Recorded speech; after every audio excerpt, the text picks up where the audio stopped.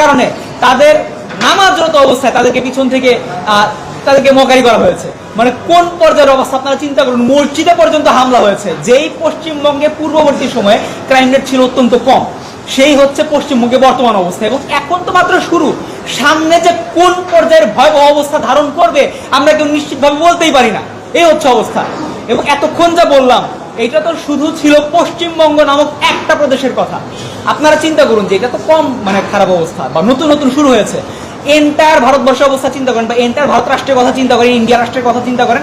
সেখানে আপনারা ইতোমধ্যেই জানেন যে সেখানে আমরা দেখতে পেয়েছি কিছুদিন আগেও মুসলমান নারী সে পর্দা করে, সে মুখে নিকাব নিয়েছে, জয় শ্রীরাম স্লোগান দিয়ে তার মুখে নিকাব খুলে ফেলা হয়েছে ভাই।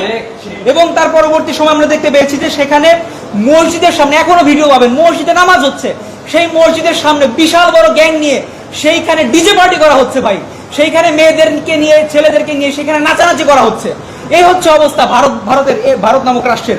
আপনারা চিন্তা করুন সেখানে এমন অবস্থা যে জুমার নামাজ পড়ার অবস্থা আমরা দেখতে পেয়েছি যে জুমার নামাজ পড়ছে একজন মুসল্লি, সে নামাজ পড়ছে, তাকে পুলিশ গিয়ে পিছন থেকে পিটিয়ে বের করে দিচ্ছে ভাই, গণহারে পিটানো হচ্ছে তাদেরকে। এই হচ্ছে অবস্থা একটা রাষ্ট্রের, মানে একটা ধর্মীয় সংখ্যালঘু তাদের এই অবস্থা। এবং এটার মধ্যে সীমাবদ্ধ না, আমরা পূর্ববর্তী সময় দেখতে পেয়েছি যে 500 বছরের থেকেও বেশি ঐতিহাসিক একটা মসজিদ ছিল বাবরি মসজিদ, সেটাকে ধ্বংস করা হয়েছে। সেই বাবরি মসজিদ ধ্বংস করার পরে সেটা প্রত্যেকটা ইট খুলে নিয়ে গিয়ে তারা হিন্দুত্ববাদীরা তারা সেই ইটের উপর প্রস্রাব পর্যন্ত করেছে। আপনারা চিন্তা করুন একটা জাতির উপরে বা একটা ধর্মের উপরে ঠিক কি পরিমাণ বিদ্বেষ তারা লালন পালন করে। সেখানে তারা রাম মন্দির নির্মাণ করেছে এবং তার থেকেও বড় কথা এখনো বিভিন্ন মসজিদ সেগুলোকে টার্গেট করা হচ্ছে। তারা বলছে যে এইখানে একটা মন্দির হয়তো ছিল, এরকম ধারণা করে তারা এখনো তাদের টার্গেট হচ্ছে মসজিদগুলোকে ধ্বংস করা।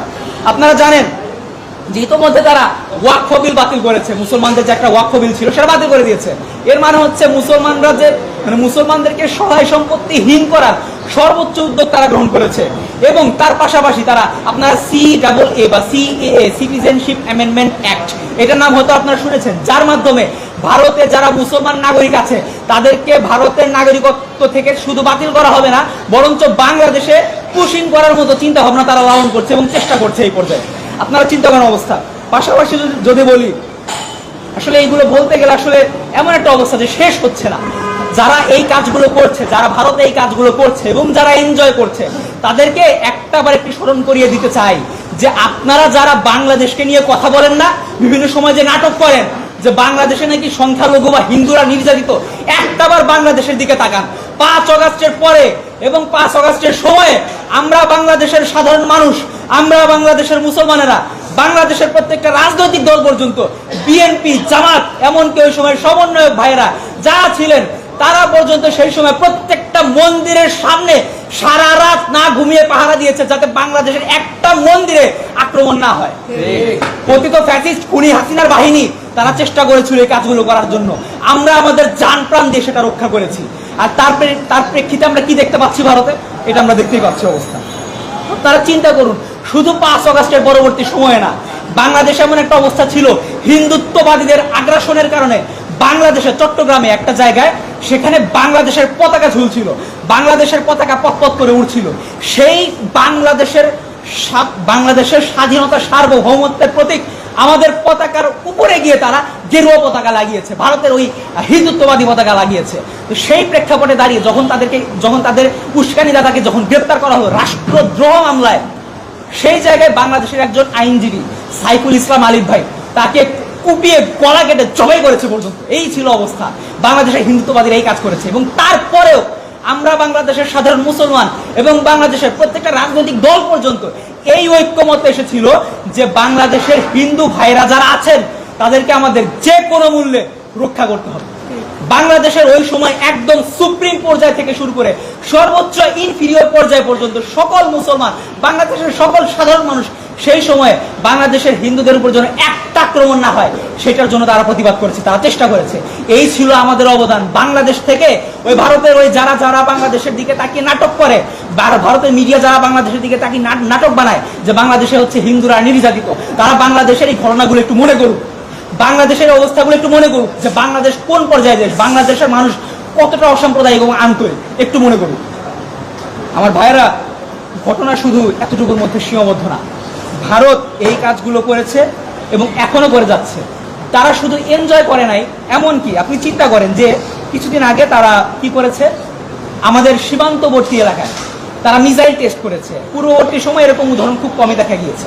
তারা মিসাইল টেস্ট করেছে, তারা হচ্ছে গিয়া যে বর্ডার কিলিং করেছে। বর্ডার কিলিং আমাদের বাংলাদেশ রাষ্ট্রের জন্মের পর থেকে তারা করে আসছে, এখনো করেছে। তো এইগুলোর মাধ্যমে তারা আসলে কি বোঝাতে চায় জানেন? সীমান্ত যদি তারা মিসাইল টেস্ট করতে চায়, তাদের বর্ডারের মধ্যে তারা করতে পারে, ওদের অসুবিধা নাই, বিশেষ একটা আমরা কোনো কিছু বলবো না।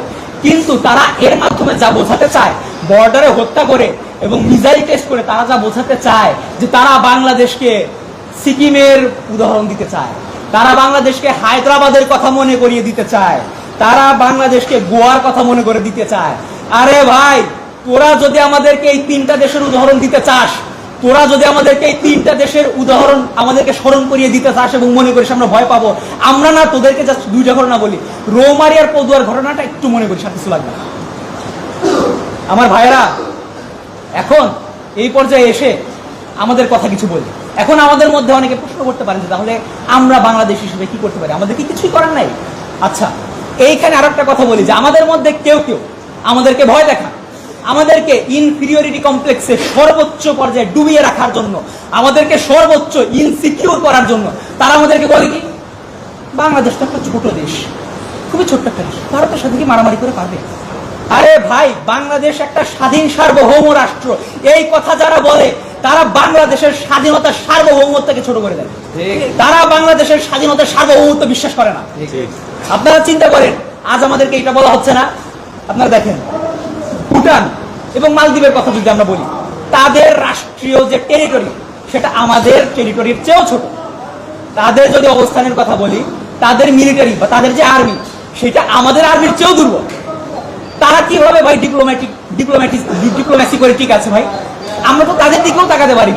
বাংলাদেশ তার চেয়ে অনেক ভালো করতে পারতো, কিন্তু এই ধরনের কিছু আসলে সেজদা করা পাবলিক, যারা ভারতের পায়ে সেজদা করে, তাদের কারণে আসলে আমরা অনেক কিছু করতে পারি না। এই হচ্ছে অবস্থা ভাইরা। এখন বাংলাদেশের পররাষ্ট্রমন্ত্রী আছেন, স্বাধীন সার্বভৌম বাংলাদেশের নির্বাচিত সরকারের পররাষ্ট্রমন্ত্রী। আপনাকে বলতে চাই, আপনি একটু ভুটান এবং নেপালের পররাষ্ট্রনীতির দিকে একটু তাকান। পৃথিবীর অনেক বড় বড় দেশ আছে, পৃথিবীর অনেক ছোট ছোট দেশও আছে যাদের পররাষ্ট্রনীতি অনেক শক্তিশালী। পৃথিবীর অনেক দেশ আছে যাদের মিলিটারি আমাদের মিলিটারির চেয়ে অনেক দুর্বল। আপনি চাইলে আমাদের হাতে অনেক শক্তিশালী এবং অনেক কেপেবল ডিপ্লোম্যাটস আছে, তাদেরকে কাজে লাগান, আমাদের বাংলাদেশের ডিপ্লোম্যাসি সেই পর্যায়ে নিয়ে যান। বাংলাদেশকে সুরক্ষা দেওয়ার দায়িত্ব এবং নিরাপত্তা দেওয়ার দায়িত্ব শুধু জনগণ, লুঙ্গি পরা জনগণ বর্ডারে গিয়ে একা কাঁধে তুলে নেয় নাই, এটা আপনারা নির্বাচিত সরকার, আপনাদেরও দায়িত্ব। পাশাপাশি বাংলাদেশের স্বাধীন সার্বভৌম বাংলাদেশের প্রতিরক্ষা মন্ত্রী এবং একই সাথে